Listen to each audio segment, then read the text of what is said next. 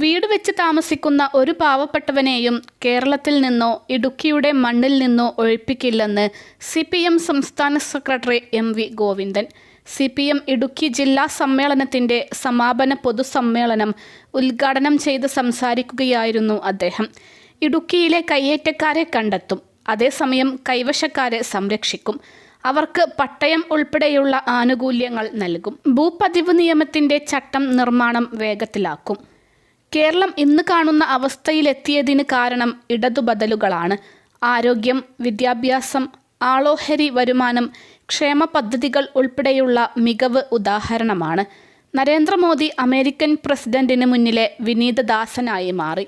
ഇന്ത്യക്കാരെ തിരിച്ചയക്കുമെന്ന് പറഞ്ഞപ്പോൾ അടിമതുല്യമായ മൗനം പാലിക്കുകയായിരുന്നു മോദി. ലോകത്തിനു മുന്നിൽ രാജ്യത്തിൻ്റെ ശിരസ്സാണ് കുനിഞ്ഞത്. ചെറിയ രാജ്യമായ മെക്സിക്കോ പോലും ട്രംപിനെതിരെ നിലപാടെടുത്തു.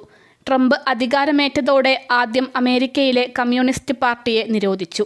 അംബേദ്കർ എന്ന് കേൾക്കുമ്പോൾ അമിത് ഷാക്ക് പുച്ഛമാണ്. ഇത് ഭരണഘടനയോടുള്ള വിരോധമാണ്. ബ്രാഹ്മണ ധർമ്മത്തെയാണ് സനാതനധർമ്മമായി പ്രചരിപ്പിക്കുന്നത്. കോൺഗ്രസുമായി രാഷ്ട്രീയ ഐക്യമില്ല.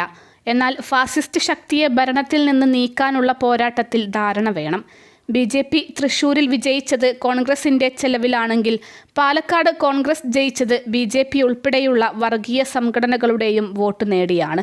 അതുകൊണ്ട് വർഗീയതയെക്കുറിച്ച് പറയാൻ കോൺഗ്രസിന് അവകാശമില്ലെന്നും ഗോവിന്ദൻ പറഞ്ഞു.